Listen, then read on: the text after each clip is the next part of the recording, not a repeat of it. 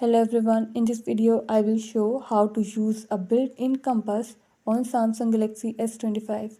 Before starting this video, please press the bell icon or do subscribe this channel. Let's start our video without wasting any time.